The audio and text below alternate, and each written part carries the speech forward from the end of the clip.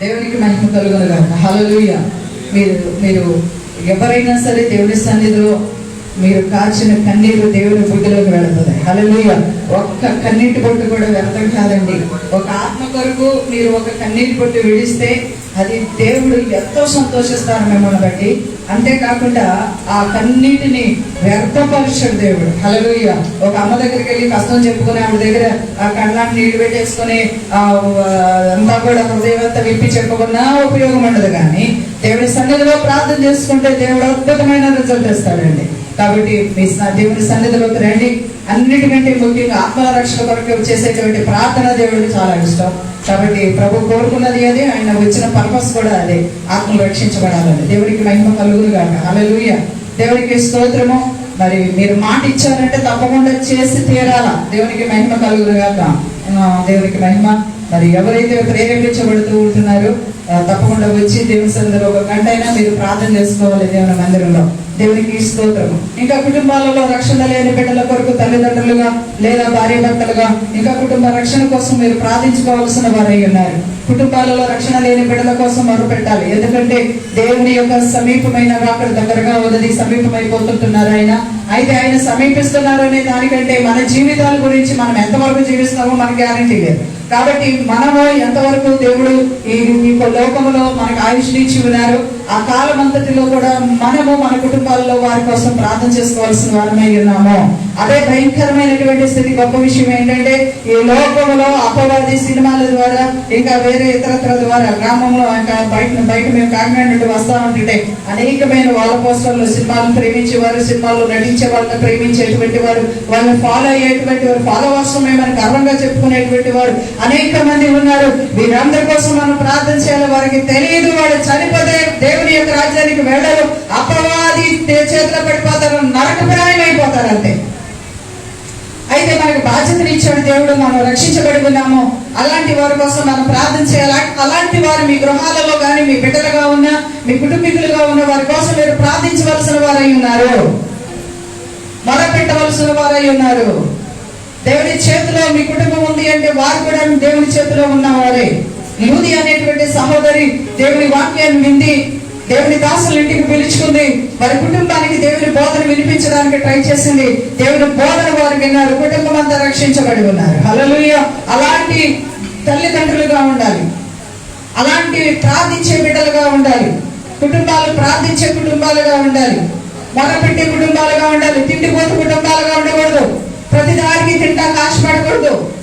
దేవుని సన్నిధిలో మనము అంగలార్చే ప్రార్థనలు చేయాలి, మొదలుపెట్టే ప్రార్థనలు చేయాలి, దేవుని వాక్యాలు వినాలి,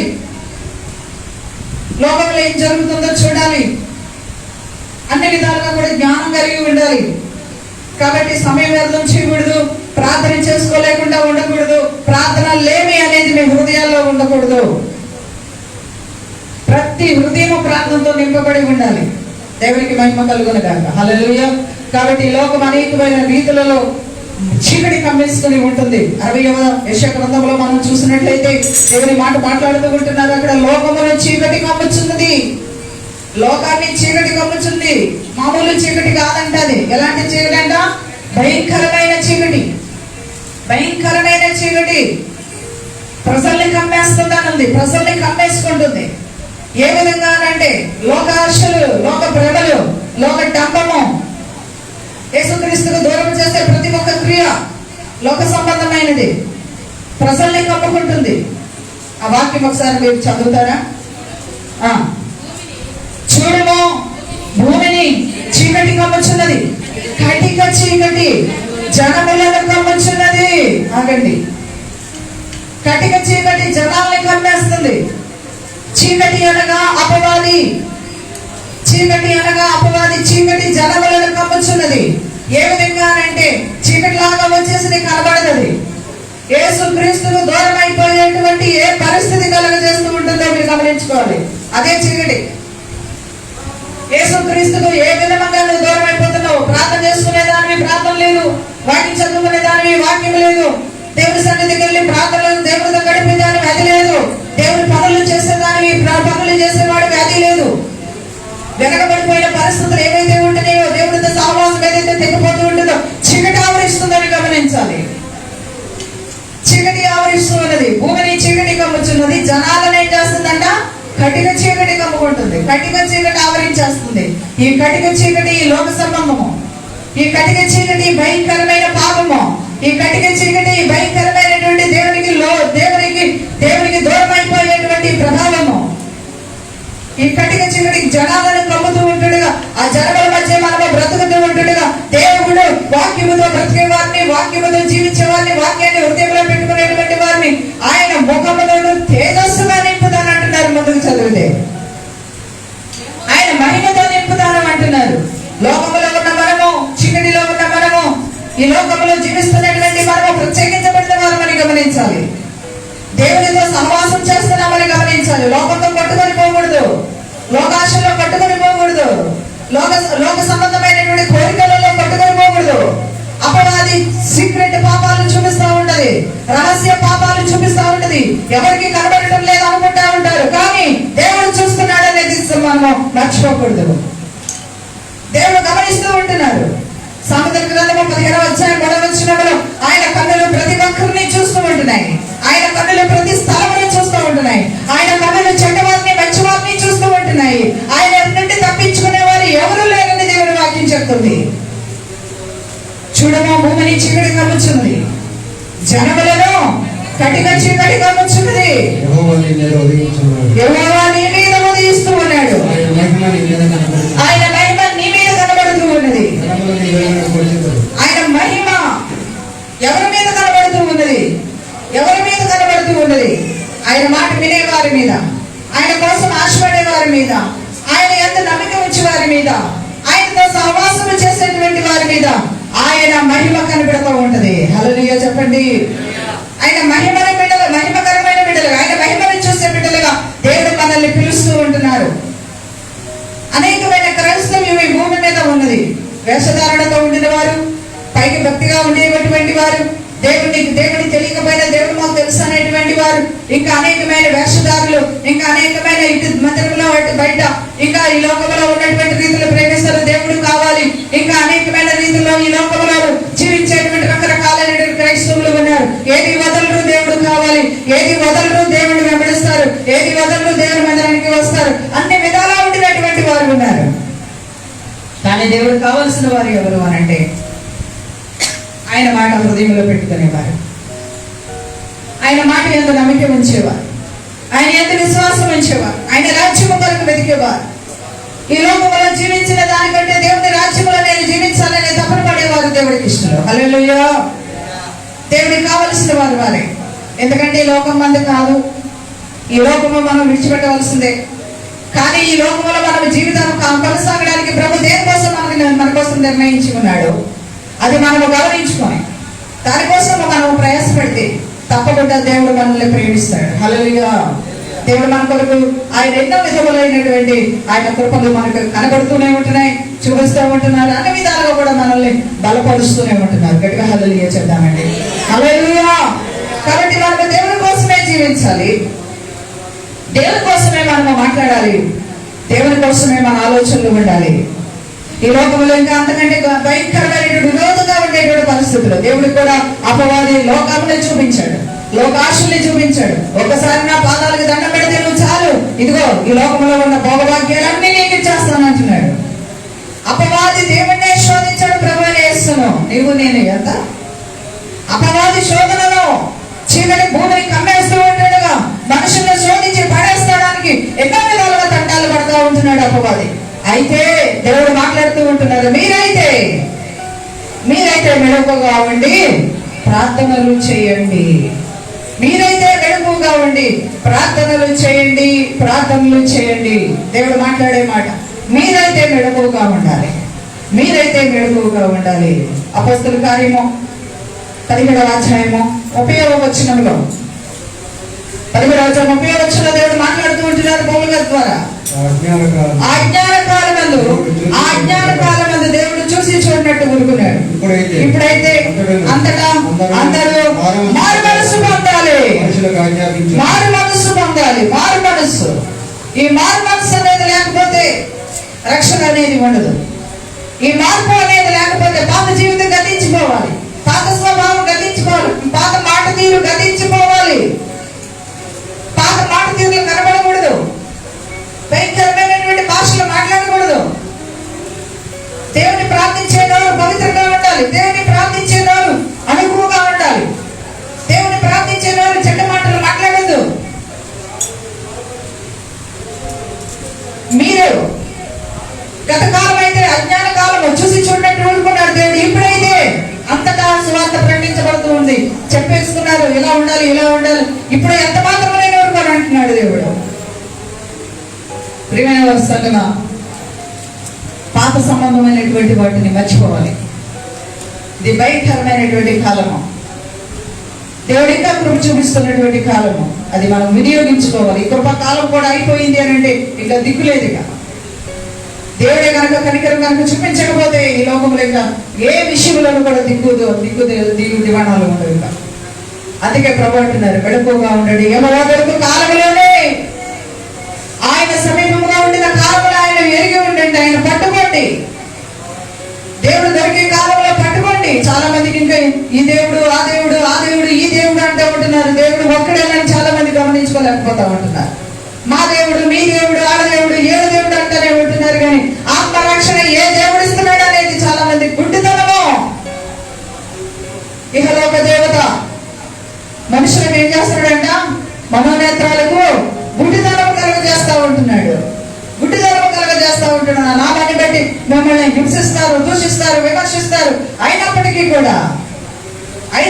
కూడా వాళ్ళ మీద మీరేం తిరగబడద్దు. కానీ ఏ జవాబు చెప్పాలో తర్వాత మీరు పరిశుద్ధాత్మ దేవుడు మీకు అనుగ్రహిస్తాడు. కానీ మీరైతే మెలకువగా ఉండి ప్రార్థనలు చేసుకోండి. హల్లెలూయా, హల్లెలూయా, హల్లెలూయా. లూకా సువార్త 5వ అధ్యాయం, లూకా సువార్త 5వ అధ్యాయంలో 4వ వచనంలో నుంచి మనం చూసినట్లయితే, పేతురుని చూసినాడు దేవుడు. పేతురుని చూసిన దేవుడు, దేవునికి మహిమ కలుగును గాక. ఆయన గమనించుకుంటున్నాడు మనుషుల్ని. చాలా మంది అక్కడ ఉన్నారు, చాలా మంది అక్కడ ఉండి ఉన్నారు. కానీ పేతురుని గమనించి ఉన్నాడు దేవుడు.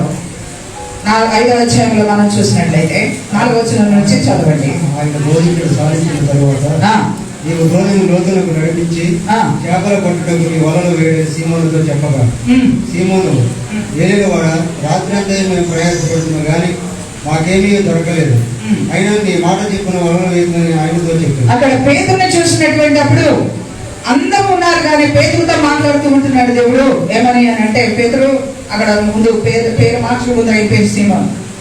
ఆయన పేరు ఏం పేరు తెలుసా అండి? సీమోన్. కేఫా పేతురు, దేవుడు పెట్టిన పేరు. అది పేర్లు మార్చుకోవచ్చా అంటే మార్చుకోవాలని ఇక్కడ ఉంది, మార్చుకోవాలని ఉంది. ఇక్కడ పాతవి వద్దు, పాత పేర్లు వద్దు, ఇక్కడ బైబిల్లో పేర్లు పెట్టుకుని మార్చుకోండి అని దేవుడు మార్చాడు. ఇక్కడ అక్కడ యెహోవా దేవుడే మార్చాడు. పాత నిబంధన గ్రంథంలో అబ్రాహాము అనబడిన వ్యక్తిని అబ్రహాము అని చెప్పారు. షారా అనబడినటువంటి స్త్రీని షారాగా మార్చాడు. షారా అనబడినటువంటి వ్యక్తి ఆ స్త్రీ. ఇంకా అనేక మంది పేర్లు మనం చూస్తూ ఉంటున్నా మారుస్తున్నాడు, దేవుడే మారుస్తూ ఉన్నాడు. పేర్లు ఏముంది అనుకోవద్దు, కొత్త పేర్లు కూడా ఉన్నాయి బైబిల్ గ్రంథంలో. ఇక్కడ పేతురుని కూడా పిలుస్తూ ఉంటున్నాడు. సీమోన్ అనబడినటువంటి కేఫా, నీ మీద సంఘం పెడతానన్నారంటే నువ్వే సంఘంగా ఉంటావు. పేతురు అన్నారంటే ఇక్కడ మొట్టమొదటి ఆయన పేరు సీమోను. ఏమంటున్నారో తెలుసా? ఆయన చూసి ఆయన బోధించడం చాలించిన తర్వాత నీవు దోణిని లోతులకు నడిపించి చేపలు పట్టేటప్పుడు మీ వలలు వేయడని సీమోనుతో చెప్పగా, దేవుడు ఒక మాట మాట్లాడితేనే వెంటనే చెయ్యాలి, వెంటనే చేసేయాలి. దేవుడు చెప్పాడంటే చెయ్యాలి అంతే. అక్కడికి సీమోను ఏమంటాడో తెలుసా? ప్రభు రాత్రంతా ప్రయాసపడ్డామయ్యా, రాత్రంతా ప్రయాసపడ్డామయ్యా. నువ్వు ప్రయాసపడింది దేవుడు తెలుసు. అయినా కూడా ఇంకొక మాట చెప్పాను, నువ్వు చెయ్యంటే చెయ్యాలి అంతే. అయితే తిరుగు సమాధానం చెప్పడం అన్నమాట. ఇది కొంతమంది స్వభావాలు ఇలాగే ఉంటాయి. చెప్పింది చేయకుండా ఇంకొక మాట చెప్తా ఉంటారు. మేము చేస్తామో, మాకు అవ్వలేదు, మేము ఇది లేదు, మాకు అది లేదు. ఇక్కడ పేదలే అంటున్నాడు, లేదయ్యా మేము పెట్టాలి కానీ, రాత్రంతా శ్రమ పట్టాలి కానీ, ప్రయాస పట్టాలి కానీ నాకేం దొరకలేదు. లేదు లేదు లేదు, అది లేదు, ఇది లేదు, అది బాగోదు, ఇది బాగోదు, అది వద్దు, ఇది వద్దు, లేదు, నాకు దొరకలేదు.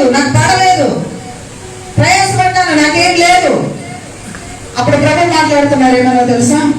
మరోసారి ట్రై చేయి. ప్రభు మాట విన్నాడు. హల్లెలూయా చెప్పండి.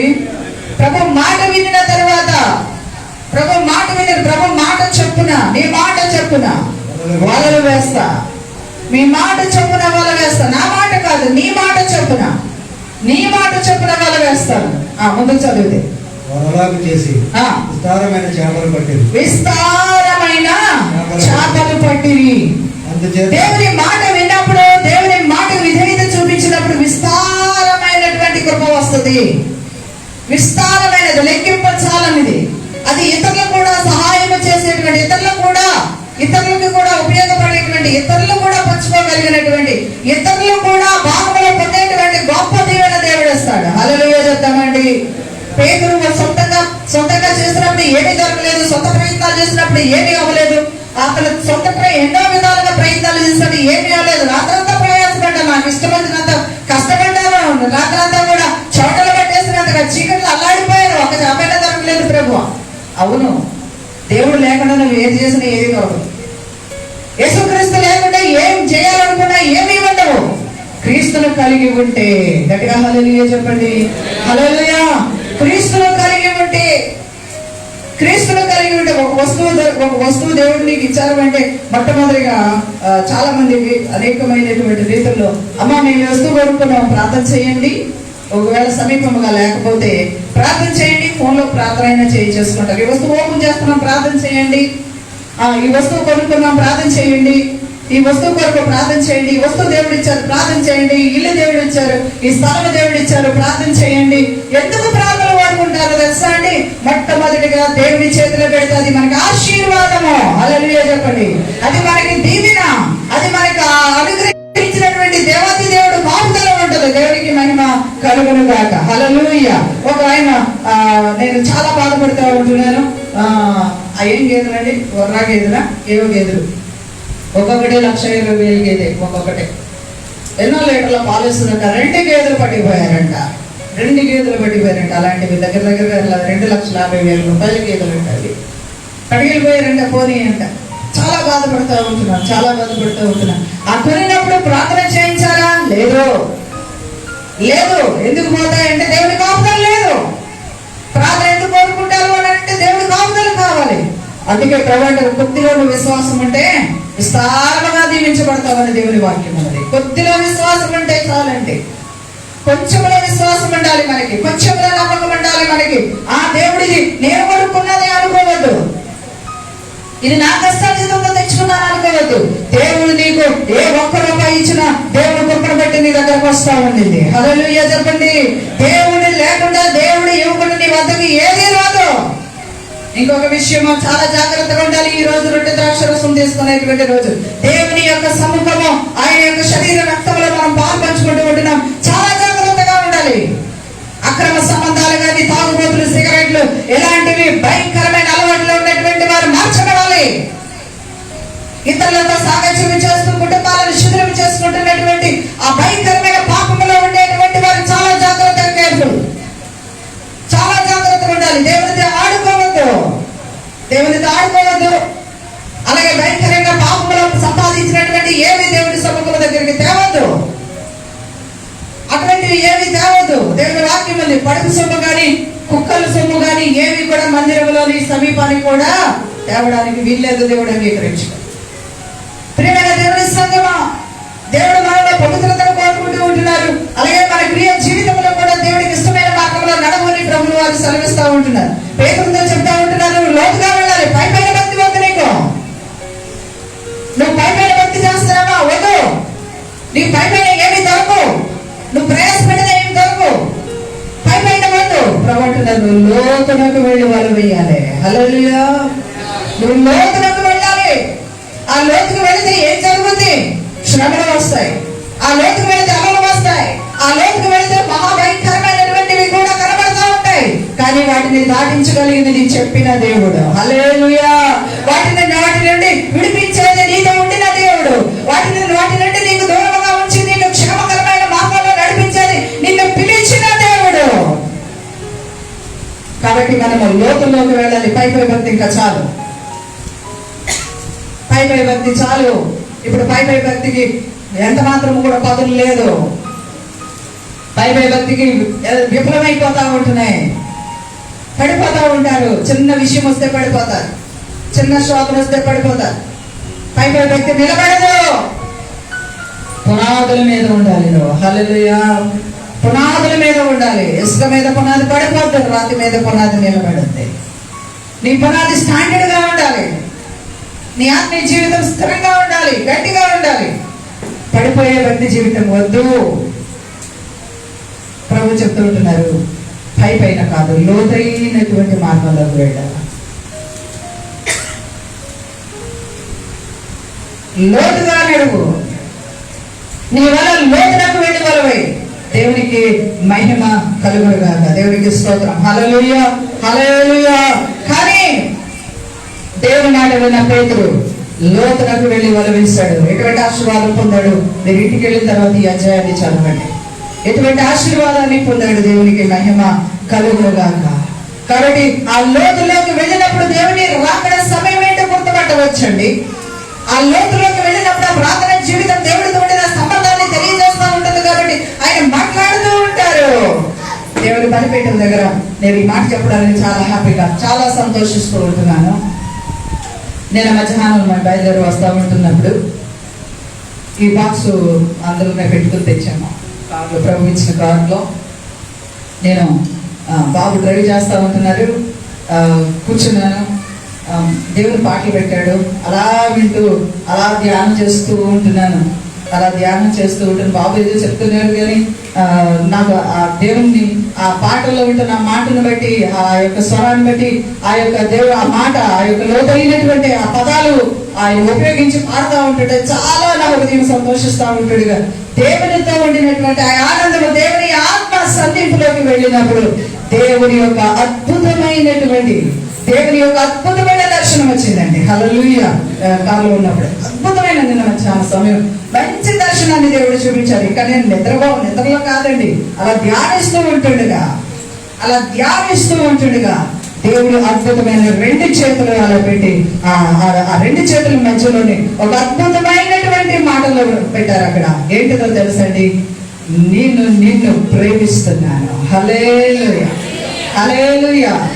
ఎవరు అని చెప్పేసి ఆ చేతుల వైపు నుంచి అలా చూసినప్పుడు యేసుక్రీస్తు ప్రభువు వారి యొక్క తల పైన ఒక పదము రాసి ఉన్నది, యేసు అను నేను. హల్లెలూయా, హల్లెలూయా. దేవుడు సమీపముగా ఉంటారు. మనకి దేవుడు సమీపముగా ఉంటారు. ఆయనతో మనం జీవిస్తూ ఉంటున్నప్పుడు, ఆయనతో మనము సహవాసం చేస్తూ ఉంటున్నప్పుడు, ఆయనతో మనం నడుస్తూ ఉంటున్నప్పుడు ఆయన మనకి ఎంత దగ్గరగా ఉంటారు, ఎంత సమీపముగా ఉంటారు ఆయన మనకి తెలియజేస్తూ ఉంటారు. ఆయన దృష్టిలో మనం ఎలా ఉంటామో తెలియజేస్తూ ఉంటారు. మనల్ని ప్రేమిస్తారు, మనలో ఉన్న బలహీనతలు బయటపరుస్తారు, మనల్ని హెచ్చరిస్తారు, మనల్ని అన్ని విధములుగా కూడా ఆయన హక్కున చేర్చుకొని మనల్ని పోషిస్తూ ఉంటాడు ఆయన ఆత్మ జీవితంలో. హల్లెలూయా చెప్పండి. కాబట్టి పేతురుని చూస్తాడు దేవుడు, పేతురుని చూశాడు. ఆ పై వచ్చిన మనం కొన్ని విషయాలు మనం చదివితే దేవునికి స్తోత్రం కలుగునుగాక. హల్లెలూయా. 2వ వచనంలో నుంచి మనం చదువుదాము. ఆ సరస్సు తీరమున 2 దోణులను చూసెను. జాలర్లు వాటిలో నుండి దిగి తమ వలలు పడుకుచి ఉండేది. ఎన్ని దోణులు చూశారంటండి?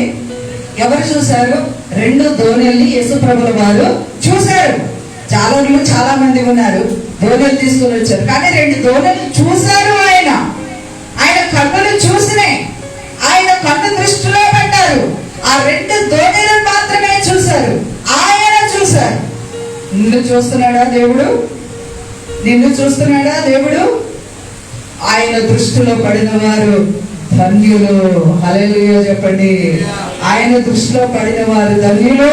జీవితాలు మారిపోతాయండి, బ్రతుకులు మారిపోతాయండి, పరిస్థితులు మారిపోతాయండి. అన్ని విధాలుగా కూడా జీవితాల్లో గొప్ప మార్పు చేస్తుంది. అది నన్ను బట్టి, నిన్ను బట్టి, మన యొక్క ప్రయత్నాలను బట్టి, మన తెలివితేటలను బట్టి కాదని ఆయన దృష్టిలో పడ్డాం కనుక. హల్లెలూయా.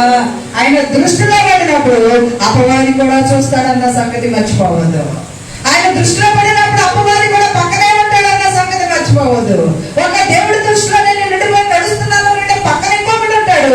వాడు కూడా నిన్ను ఏ విధంగానైనా చెదరగొట్టడానికి చూస్తూ ఉంటాడు. వాడి పని ఏంటిది అని అంటే దేవుడికి నీకు సంబంధం లేకుండా చేయడమే వాడి పని. ఆడస్కు పోలే అది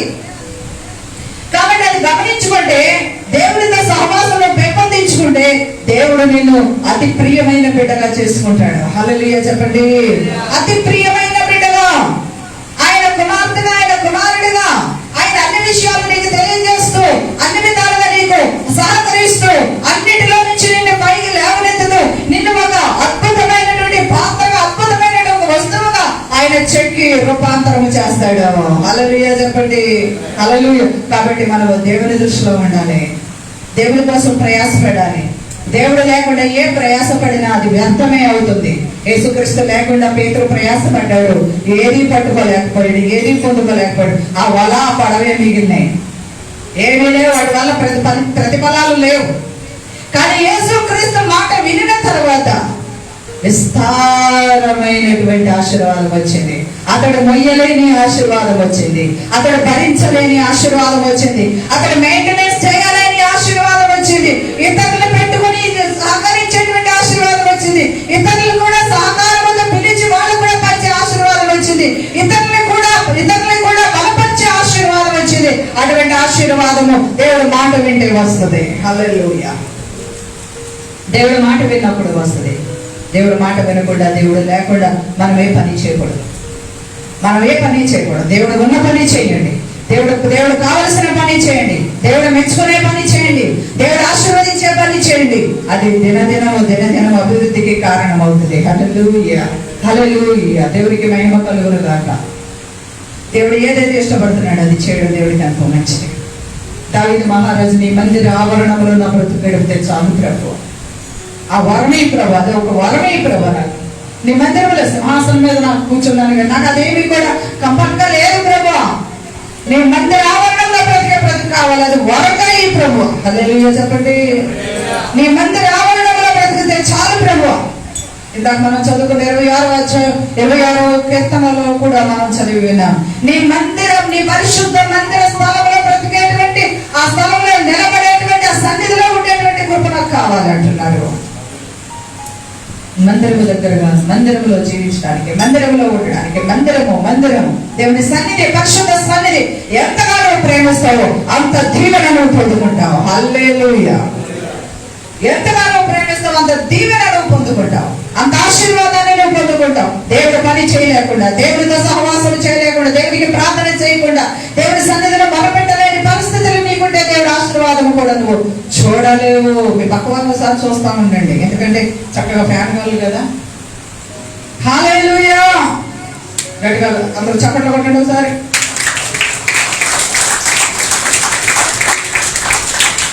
స్తోత్రం. హల్లెలూయా. చివరిగా ఇంకొక మాట మనం చదువు. మార్కు సువార్తలో ఒక మాట చదువు. మార్కు సువార్త 13వ అధ్యాయం 13వ వచనం మనం ఒకసారి చదువు.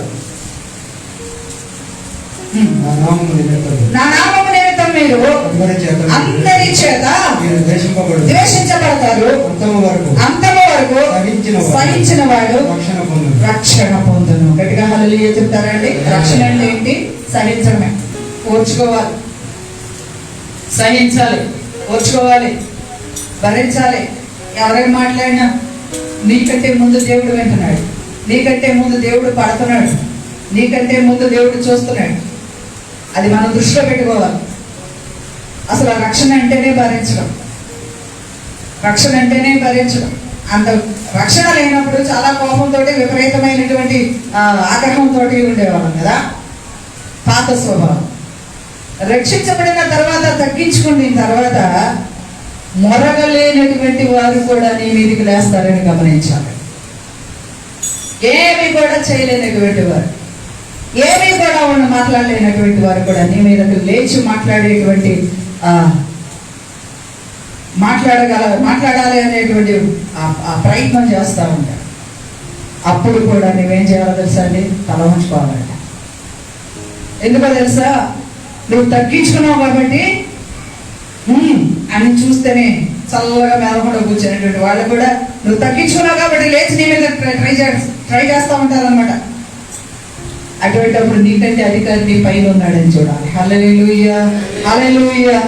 అది ప్రభు గమనించుకుంటా ఉంటాడు. ఎవరి కోసమో తగ్గించుకున్నావు తెలుసా? ఎవరి కోసమో తగ్గించుకున్నావు తెలుసా? నువ్వు నమ్మినా దేవుని కోసం, నీవు నమ్మిన దేవుని కోసం నువ్వు తల ఉంచుతున్నావు. నువ్వు నమ్మిన దేవుని కోసం, మన కోసం కాదు, మన కోసం కాదు, దేవుని కోసం మనం తల ఉంచుతా ఉంటున్నాము. కాబట్టి వాళ్ళ వడిలో దేవుడు ఉగ్రతను చూపిస్తాడు. మనం మౌనంగా ఉంటే. హల్లెలూయా చెప్పండి. మనం మౌనంగా ఉంటే చాలు, దేవుడు చూసుకుంటాడు. మనం మౌనంగా ఉంటే చాలు, మనం తగ్గించుకుని ఉంటే చాలు. ఎవరు ఏం మాట్లాడుకున్నా మాట్లాడలేని వాళ్ళు కూడా మన మీద మాట్లాడడానికి ట్రై చేస్తున్నప్పటికీ కూడా తగ్గించుకుని ఉన్నప్పుడు దేవుడు చూసుకుంటాడని మాత్రం గమనించుకోవాలి. హల్లెలూయా చెప్పండి. ఎందుకో తెలుసా? చూడము నిన్ను నా అరచేతిలో చెక్కి ఉన్నాను. నరచేతిలో ఉన్నావు నువ్వు, నరచేతిలో ఉన్నావు. మనం ఎవరి అరచేతిలో ఉన్నామండి? ఎవరి అరచేతిలో ఉన్నాము? ఎవరి అరచేతిలో ఉన్నాము? హల్లెలూయా. ఎవరి అరచేతిలో ఉన్నాం? మాస్కేది ఎవరి అరచేతిలో ఉన్నాం? దేవుని అరచేతిలో ఉన్నాం.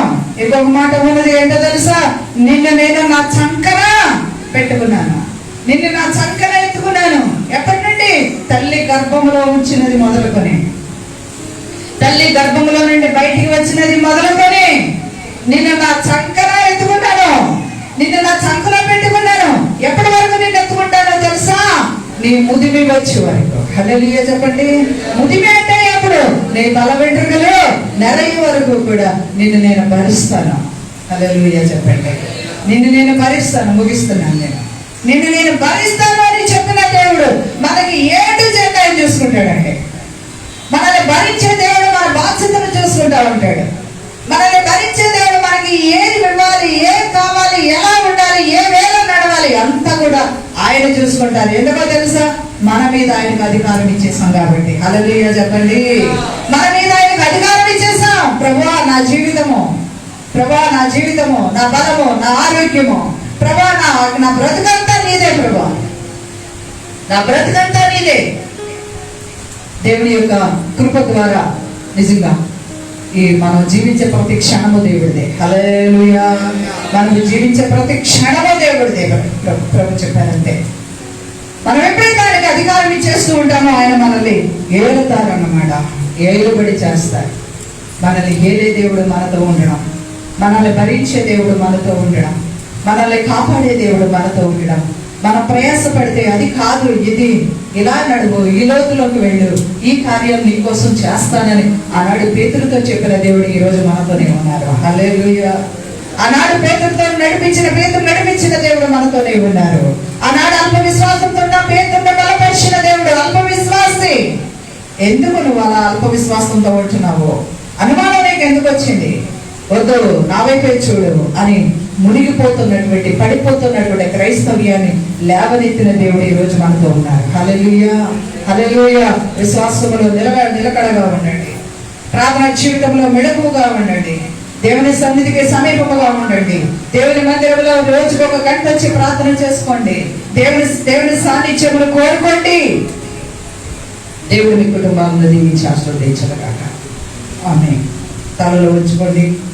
ప్రార్థన చేసుకున్నామండి. ప్రతి ఒక్కరు కూడా ఈరోజు దేవుని యొక్క శరీర రక్తము గుర్తుగా రొట్టె ద్రాక్ష రసంలో మనం పాల్పంచుకుంటూ ఉంటున్నాము. అందరూ కూడా ప్రార్థన చేసుకోండి.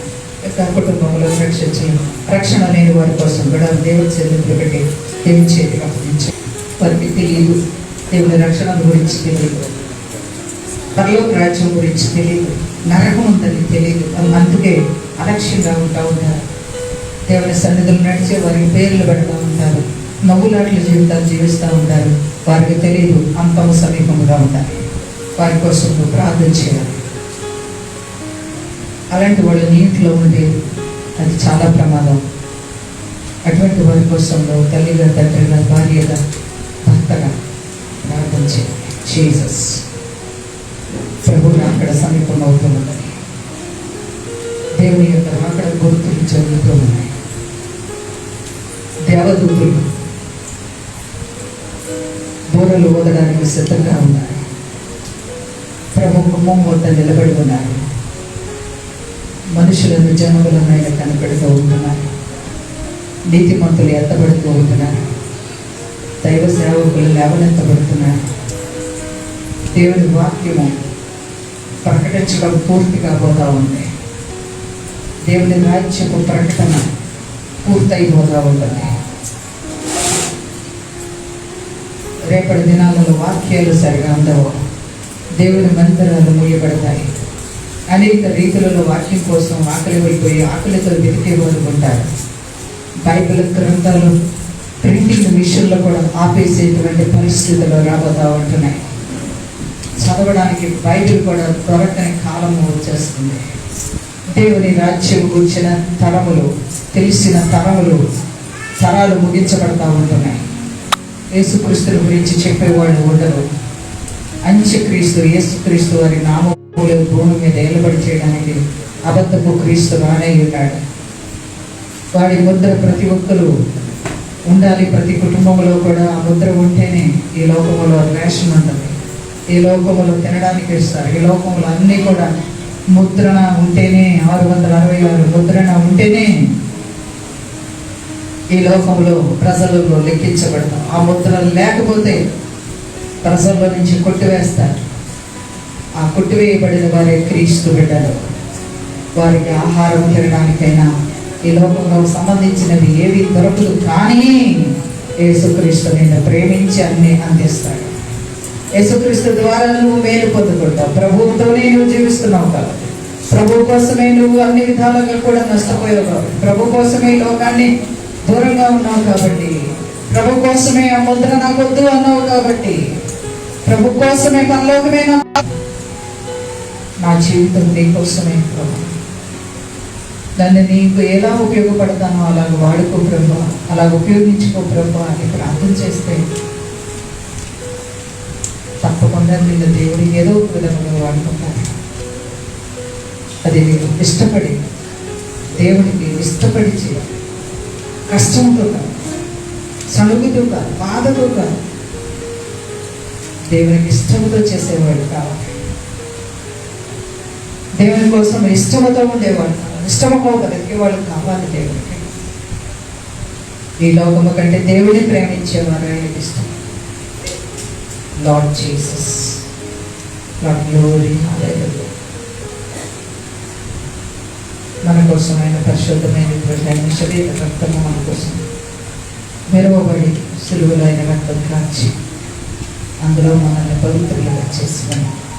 నేను వచ్చే పర్యంతం ఇలాగూ చేయండి అని ఆయన చెప్పారు.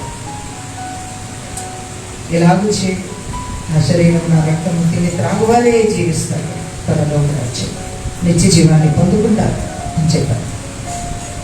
ఇంతవరకు కూడా నువ్వు ఎలా ఉన్నావో, ఏ విధంగా జీవించావో, ఎలాంటి బ్రతుకావో అదంతా కూడా విడిచిపెట్టేస్తే ఈ దినము మొదలుకుని ప్రభువా నేను నీ బిడ్డను, నా పాత జీవితం అంతా కొట్టివేసి ప్రభువా నీ పరిశుద్ధ రక్తము ద్వారా నన్ను శుద్ధి చేసి ఈరోజు నీ పరిశుద్ధ శరీరాన్ని నేను ప్రభువా పట్టుకుంటున్నాను. నాయన నా కోసమే చేర్చబడిన నీ శరీరము ప్రభువా, నా కోసమే విరవబడిన నీ శరీరమును ప్రభువా నేను తాకుతున్నాను. నాయన పవిత్రమైన నీ శరీరములకు నాయన ప్రభువా గుర్తుగా ఉన్నటువంటి ప్రభువా నువ్వు అందించేటువంటి ప్రభువా ఆ యొక్క ప్రభువా నీ శరీర భాగములు నేను తాకుతున్నాను ప్రభువా.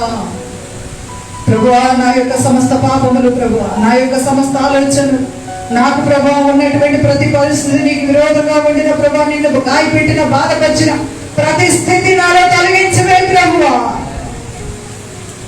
తన పవిత్రునిగా పవిత్రురాలిగా చేయనాయన ప్రభువా. నీ రక్తముతో నన్ను అడుగడుగు కడుగు ప్రభువా, నీ రక్తముతో నాన్న ప్రభువా నా అంతరంగములు కడుగు ప్రభువా, నీ రక్తముతో నా ఆలోచనలు శుద్ధి చేయి ప్రభువా. ప్రభా ఈ లోకము కంటే ప్రభా నాయన నిన్ను నేను ప్రేమిస్తున్నాను. నాయన నీ రాజ్యంలో నేనుండే యోగ్యత ప్రభువా, నీ రాజ్యంలో నీ ముఖమును చూడగలిగినటువంటి ధన్యత నేను కోరుకుంటున్నాను. నాయన అట్టి అర్హత కలిగిన పాత్రగా, నాయన అట్టి అర్హత కలిగిన బిడ్డగా నన్ను శుద్ధి చేయదేవా. నీ మాటలు వినే చెవులు నాకు కావాలి ప్రభువా, నీ దర్శనమును చూడగలిగిన కన్నులు నాకు కావాలి ప్రభువా. ప్రభువా దేవదూతలను ప్రభా సముఖపు గేటులను నిలబెట్టావు కదా ప్రభువా. ప్రభా తండ్రి అదిగో ప్రభా ద్వారాల గుండా నేను నడిచి నీ సింహాసనం ముందు ప్రభువా నిన్ను చూడగలిగి నీ వెలుగును తట్టుకోగలిగే ఆత్మశక్తి నాకు కావాలి ప్రభువా. పరిశుద్ధాత్మ దేవుడా నాలో నివాసము చేయండి. పరిశుద్ధాత్మ దేవుడా నా హృదయంలో అంతరంగంలో జీవించండి. పరిశుద్ధాత్మ దేవుడా, నేను నడవలసిన మార్గాలలో నన్ను నడిపించండి. పరిశుద్ధాత్మ దేవుడా, నా చెయ్యి విడవక ప్రభువా, నాలో నుండి ఎన్నడూ విడవక ప్రభువా, నిత్యము నాలోనే జీవించండి ప్రభువా. ఈ లోకంలో నేను ఎలా ఉండాలో, ఎలా మాట్లాడాలో, ఎలా నడవాలో, ఎలాగ ఉండాలో ప్రభు, ఎలా ప్రార్థించాలో, ఎలాగ నీ పని చేయాలో ప్రభు, మా చెయ్యి పట్టుకుని నడిపించు నాయన. మా ఆశలు నెరవేర్చండి ప్రభువా. Jesus master, Jesus master, Jesus master. యేసుక్రీస్తు వారి యొక్క శక్తి కలిగిన నామములు ప్రభువా, యేసుక్రీస్తు వారి శక్తి కలిగిన కార్యములు ప్రభువా, సూచక క్రియలు ప్రభు, అద్భుతాలు ప్రభు, ఆయన మహిమను చాటేటువంటి ఒక పాత్రగా, నీ మహిమను పంపేటువంటి ఒక పాత్రగా ఈ పాత్రను మలిచివేయవా, మలిచివేయవా అడుగుదామా దేవుని. జీసస్ లో సహాయం ఇచ్చే ఈ సమయంలో ప్రభు, ఎంతమంది తండ్రి మారు మనసు పొంది బాప్తిసాలు తీసుకుని ఉన్నారు ప్రభు. అదిగో ప్రభు, బాప్తిసంతో ఖాళీగా ఉంటుంది ప్రభు. అనేక హృదయాలు కఠినమైపోయి ఉన్నాయి ప్రభు. ఇంకా ప్రభు, అనేక మంది నీ వైపు చూడలేని గుడ్డితనంలో ఉన్నారు ప్రభు. సంఘము ప్రార్థన శక్తి కలిగి ఉండిన సంఘముగా చేయవా ప్రభా. నీకు వందనాలు. రక్షించబడిన బిడ్డలు అనేకులు సమకూడినట్లుగా ప్రభా, అనేక మంది బిడ్డలు మారు మనసులోకి నడిచినట్లుగా ప్రభా. అయ్యా ప్రభా తండ్రి నాయన, అదిగో పిల్లలను వేయి గొర్రె దొడ్డి వలే ప్రభా, యేసు నామములో సపరేట్ మీరు మార్చివేయండి నాయన. జీసస్ సహాయం చేయండి అయ్యా, సహాయం చేయండి.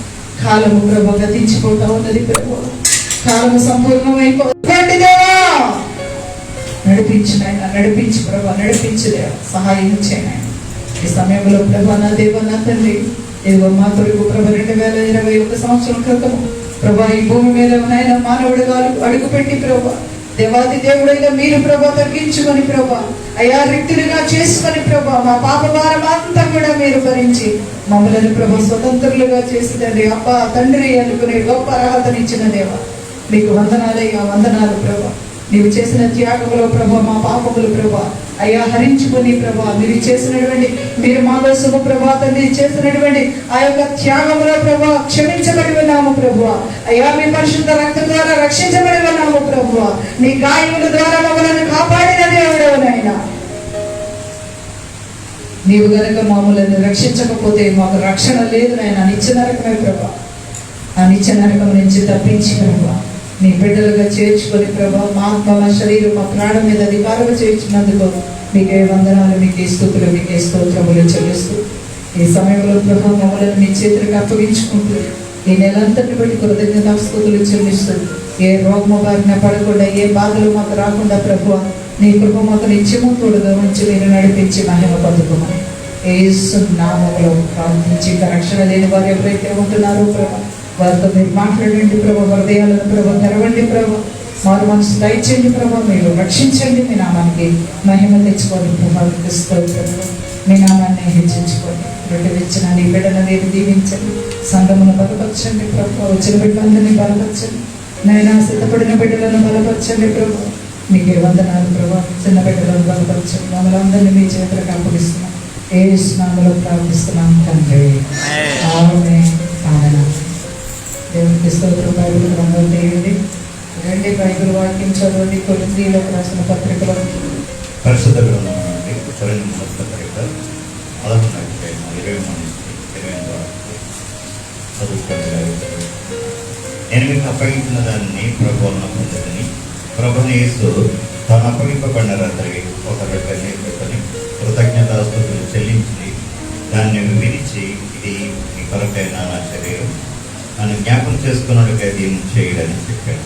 ఆ ప్రకారమే భోజనమైన పిమ్మట ఆయన పాత్రను ఎత్తుకొని, ఈ పాత్ర నా రక్తం వలన ఆయన కొత్త నిబంధన, మీరు దీనులను త్రాగినప్పుడల్లా నన్ను జ్ఞాపకం చేసుకున్నట్టుగా దీన్ని చేయడని చెప్పాను.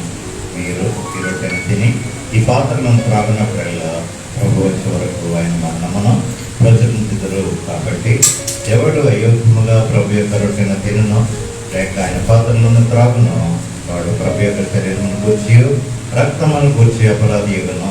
కాబట్టి ప్రతి మనుష్యుడు తాను పరీక్షించుకోవలను. అలా చేసి ఆ రొట్టెను తిని ఆ పాత్రను త్రాగవలను. ప్రభు ఈ వాక్యం మన వెనుకలో దీవించి ఆయన కొరకు భద్రపరిచి నడిపించుకుంటాం. ప్రయత్నం ఈ సమయం ప్రార్థన చేసుకోండి. దేవుడి యొక్క శరీర రక్తము, మీ యొక్క దేవుడి యొక్క శక్తి ఆయన కృప ద్వారా పొందుకోవడానికి ప్రార్థన చేసుకోండి. వారి మనసు రక్షణ లేనటువంటి వారి విషయంలో కూడా ప్రార్థన చేసుకొని వారు కూడా రక్షించబడేటట్టుగా పెంచే ఈ కార్యమైన ప్రార్థనను అప్పగించండి. నేను మీకు అప్పగించిన దానిని ప్రభు వలన పొందితిని. ప్రభుని తాము అప్పగింపబడిన రాత్రి ఒక రొట్టెని ఎత్తుకొని కృతజ్ఞతాస్తుతులు చెల్లించి దానిని విరిచి, ఇది మీ కొరకైన నా శరీరం, నన్ను జ్ఞాపకం చేసుకున్నట్టయితే దీనిని చేయడని చెప్పాను. ప్రతి ఒక్కరు కూడా ప్రభు శరీరముగా విరవబడినటువంటి రొట్టెను ఆయన శరీరం అని ఇచ్చి ప్రతి ఒక్కరు కూడా ఆయన వాక్యం బట్టి మనము తిందాము. ఆయన శరీరముగా రొట్టెను తినండి. ఆ ప్రకారం ఈ భోజనమైన పిమ్మట ఆయన పాత్రను ఎత్తుకొని, ఈ పాత్ర నా రక్తము వలనైనా క్రొత్త నిబంధన, మీరు దీనిలోనిది త్రాగునప్పుడల్లా నన్ను జ్ఞాపకము చేసుకుంటే దీనిని చేయమని చెప్పాను. మీరు ఈ రొట్టెను తిని ఈ పాత్రలోనిది తాగునప్పుడల్లా ప్రభు వచ్చే వరకు ఆయన మరణమును ప్రచురించరు. కాబట్టి ప్రతి ఒక్కరూ కూడా ఆయన యొక్క శరీరమును తినిన తరువాత ఆయన రక్తమును మనల్ని తాగమని చెప్పి ఉన్నారు. ప్రతి ఒక్కరు కూడా ఆయన రక్తమునకు గుర్తుగా ఇచ్చిన ద్రాక్షరసమును త్రాగండి. దేవానికి స్తోత్రములు, దేవానికి స్తోత్రములు, స్తోత్రములు, స్తోత్రములు చెల్లిస్తూ ఉంటున్నాం ప్రభు. గొప్ప దేవుడా, మంచి దేవుడా, శక్తివంతుడు, ప్రార్థన చేస్తున్న అందరూ కూడా మీకు వందనాలు, మీకు స్తుతులు, మీకు స్తోత్రములు చెల్లిస్తూ ఉంటున్నాం ప్రభు. మీరు మాకు సెలవిచ్చిన రీతిలో జీవాహారం నేనే, నా శరీరం తిని నా రక్తంలో త్రాగుబడి నిత్య జీవనం పొందుతాడని యోహాను సువార్త 6వ అధ్యాయంలో మీరు మాట్లాడి ఉన్నారు ప్రభా. దేవా, మీ జీవాహారమైనటువంటి మీ యొక్క శరీరమును మేము భుజించి ఉన్నాము, మీ రక్తమును మేము తాగి ఉన్నాము ప్రభా. మమ్మల్ని బలపరిచి, మా ఆత్మలను సిద్ధపరిచి ప్రభా, మమ్మల్ని ప్రభా మీ యొక్క పిల్లలుగా దేవా నీ శరీర రక్తం ద్వారానే ప్రభా మేము ముద్రించబడి ఉన్నాము కనుక నిత్య జీవమైనటువంటి నీ రాజ్యమును మేము పొందుకొని ఉన్నామని విశ్వసిస్తూ నీ నామాన్ని మహిమపరుస్తూ ఉన్నాం. ఎందుకంటే పరలోకము నుండి దిగి వచ్చిన ఆహారమును నేనే అని మీరు సెలవిచ్చారు. కాబట్టి ప్రభా, నిత్య జీవాత్మైనటువంటి నీ శరీర రక్తమైన ఆహారమును మీరు మాకు ఇచ్చినందుకు మీకు వందనాలు, మీకు స్తుతులు, మీకు స్తోత్రం. గొప్ప దేవుడా మీకు వందనాలు. అందరూ చెప్తాము, యేసయ్యా మీరు మాకు ఇచ్చిన నీ ఆహారాన్ని బట్టి వందనాలు, నిత్య జీవార్థమైన నీ ఆహారాన్ని బట్టి వందనాలు. నమ్ముచున్నాను ప్రభువా, నిత్య జీవమైన నీ ఆహారమును మాకు ఇచ్చినావు ప్రభా. నీ శరీర రక్తమును మేము తిన్నాం ప్రభువా. దేవా మమ్మల్ని ప్రభా, అయా నాయన నీ పిల్లలుగా ప్రభా నీ జీవాహారాన్ని బట్టి మాకు ఇచ్చిన అర్హతను బట్టి నీకు వందనాలు నాయన. కృతజ్ఞతలు ప్రభా, కృతజ్ఞతలు ప్రభు. మేము మీ పిల్లలమై ఉన్నందుకు స్తోత్రం ప్రభా. మేము మీ పిల్లలము కనుక మీ పనులు మేము చేస్తాం ప్రభా. మీ పిల్లలము కనుక మీ కొరకు మేము జీవిస్తాం ప్రభా. మీ పిల్లలము కనుక మీ కొరకే ప్రభా ఆత్మల వరకు మేము ప్రార్థన చేస్తాం ప్రభా. మీ పిల్లలము కనుక ప్రభా మీకోసమే ప్రభా ఈ లోకంలో సాక్షులుగా ప్రభా మేము జీవిస్తాము నాయన. మీకే వందనాలు ప్రభా, మీకే స్తోత్రాలు దేవా. ప్రభా మీ యొక్క శరీర రక్తంలో ప్రభా మేము పాల్పంచుకుని మాకు ఇచ్చిన రక్షణను బట్టి ప్రభా, మాకు ఇచ్చిన ఆత్మీయ జీవితమును బట్టి ప్రభా, మాకు ఇచ్చిన సంఘ కుటుంబాలను బట్టి ప్రభా, మీ సన్నిధిలో ఏకీభవించేటువంటి మనసులను బట్టి ప్రభా, మీరు మాకు ఇచ్చిన ధన్యతను బట్టి ఈ పరిశుద్ధ దినముల పునరుద్ధాన దినమును బట్టి ప్రభా మీకే వందనాలు, మీకే స్తుతులు, మీకే స్తోత్రాలు చెల్లిస్తూ మహిమ ఘనత ప్రభావములు మీకే ఆరోపిస్తూ యేసు నామములో మా స్తుతులు, మా ప్రార్థనలు మీకు ప్రభా తండ్రి నాయన హయా మనవి చేసుకుంటూ పొందుకున్నాము తండ్రి. ఆమేన్, ఆమేన్. యేసయ్యా, యేసయ్యా, యేసయ్యా.